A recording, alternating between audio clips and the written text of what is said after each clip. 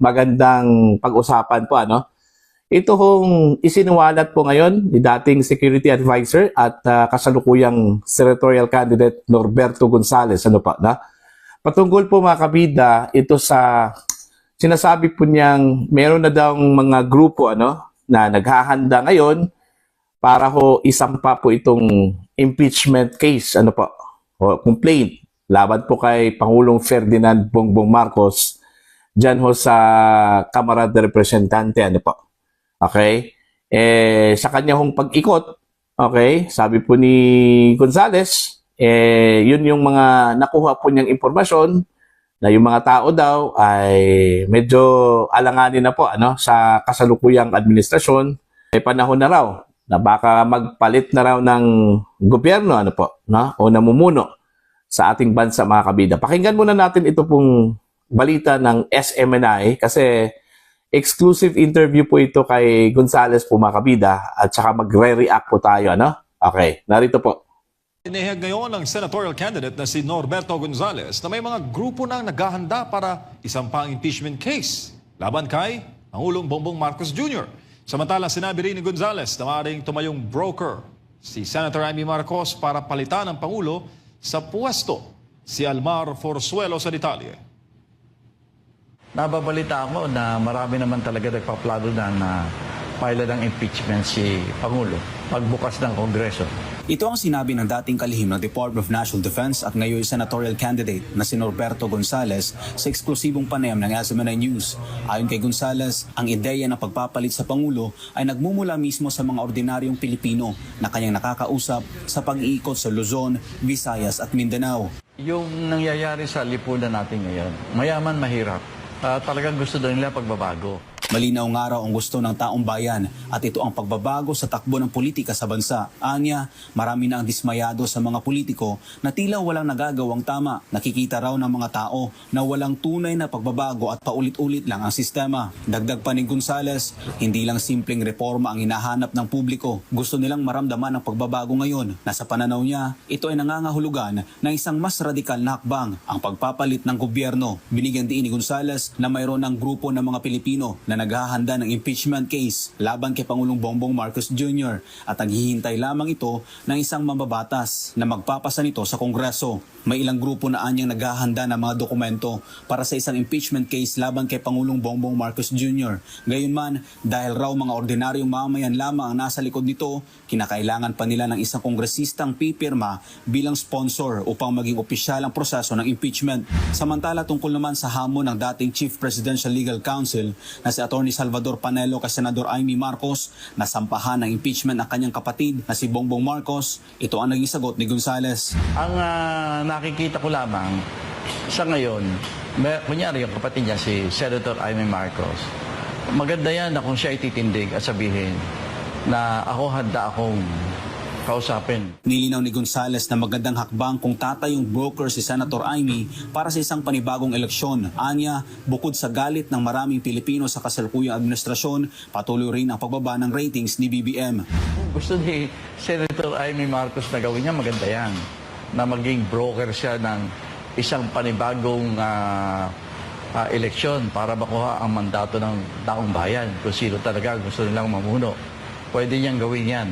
Dahil pabagsak ng pabagsak yung rating ng ating Pangulo, parang nalalapit na marami rin ang magsasabi na baka maganda palitan na natin ng gobyerno ngayon na. Yun ang nakikita kong sentiment. Para sa Diyos sa Pilipinas, kung mahal, Almar Forzuelo, SMNI News. Ayan po. Ang suggestion po ni Gonzales po, mas maganda po, mga kabida, na maging broker po yung kanyang kapatid, ano? Yung kapatid po ni Pangulong Marcos na si Senator Amy Marcos dito ho sa pagpapalit daw ng namumuno, ano po, sa bansa po natin, mga kabida, ano po. Pero yung sinasabi po niyang impeachment, medyo para sa akin po, mga kabida, malabo po yan, ano? Kasi unang-una po, hawak po ng administrasyon ito kung kongreso po natin, ano po, no? Lalong-lalo na po ito pong House of Representatives po, mga kabida. Baka po dyan sa baka po hindi makakaabot po ng first base po yan, ano? Kasi dyan pa lang sa Committee on Justice, patay na po yan, ano po? Although possibly meron pong isang kongresista most likely na mag-i-endorso dyan, ano, kasi may mga kongresista naman po na kaalyado po ng mga Duterte, ano, tsaka hindi ho sumama dyan ho sa majority, ano po. So, baka po meron pong kongresista o ilang kongresista po na mag-i-endorso dyan sa complaint na yan kung sakali hong itutuloy, no? Kung meron pong grupo na magsasampa po ng complaint dyan ho sa House of Representatives, ang tanong po dyan is hanggang saan po yan naabot? Baka po hanggang first base lang po yan, mga kabida. Baka dyan lang po yan sa pintuan ng Committee on Justice, no? Tsaka dyan, tapos na po yan. Okay? Kasi, gaya ng sinabi ko po, hawak mo ng administrasyon ito pong House of Representatives. Kaya malabo para sa akin yung impeachment na yan. Maliban po siguro kung meron pong pressure mula sa mga tao, no? Kasi isa sa mga pwedeng pressure po mga kabida sa mga mababatas po natin is yung kanila pong mga constituents Siguro kung meron pong mga sigaw o pressure mula sa kanilang mga constituents dyan sa kanilang mga distrito na ito po yung gagawin, ano? Okay, tama na po yung gobyernong ito, baka naman po ma-pressure po itong mga kongresista, ano? Pero kung wala, wala. Malabo po yan, ano? Malabo po talaga yan. Kasi ho, sa ngayon po, gaya ng sinabi ko po, kontrolado po ng Marcos administration mula sa executive hanggang legislative, ano? Kahit na po sa Senado, nasasabihin po natin na may mga kalyado po yung mga Duterte dyan, ano? Pero iba talagang impluensya pag admin na po yung magkocontrol, no? Mga kabida. Marami pong mga factors na pwede pong ikukonsidera po natin dyan, ano? Okay? So, as of now, yung sinabi po ni dating Security Advisor Gonzales na baka po may magsampa po ng impeachment complaint, malabo po yan, ano, para sa akin. Yung sinabi po ni Panelo na magsampa po itong si Amy ng impeachment complaint laban po sa kanyang kapatid, no? Malabo din yun. Okay? Kasi unang-una, kahit po magkalaban po sila in principles, okay, mga kabida, pero kapatid pa rin yan. Ano? Hindi pwedeng ipapahamak yan ni Amy Marcos. Okay? Remember, blood is thicker than water. Ano? Kahit na po sabihin po natin na magkaaway yung magkapatid.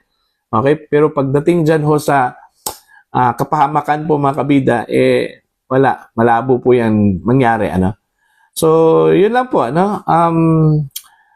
Although may mga sector, may mga corners din, no, sa Pilipinas na gusto kong mapalitan po itong si PBBM, ano po, no? Pero hindi ho sapat yung puwersa na yon, mga kabida, para po sa akin, ano, para po mapalitan. Kasi unang-una, yung component, pinakamahalagang component talaga, diyan ho sa pagpapalit po ng gobyerno, mga kabida, is ito pong, maliban po sa mga tao, ano, ito pong militar, ano, yung mga sundalo po natin, kapulisan po natin, ano. Kahit na po yung ibang mga opisyal po natin, magsi-alisan po, walang problema yon, ano? Hindi ho makaka-apekto yan sa operation po ng gobyerno kasi pwede naman pong palitan yan. Pero pag ang kikilos po mga kabida, ito pong militar, police, okay? Tapos sabayan po ng mga tao, baka naman po mangyari yon, ano? Pero as of now, para po sa akin, opinion ko, ito mga kabida, malabo po yan, ano? Hindi po mangyayari yan, okay? Kung meron mang impeachment, hindi gagana po yung impeachment na yan, ano? Laban po sa kasalukuyang leadership, ano pa, ng bansang Pilipinas. So para po sa inyo, mga kabida, ano po yung opinion po ninyo tungkol dito sa sinabi po ni dating Security Advisor Norberto Gonzales, ano? Na meron pong nakaambang at ito daw ay isasampa pagbukas po ng Kongreso, ano? Itong 20th Congress po mga kabida, ngayong July mga kabida, ano pa?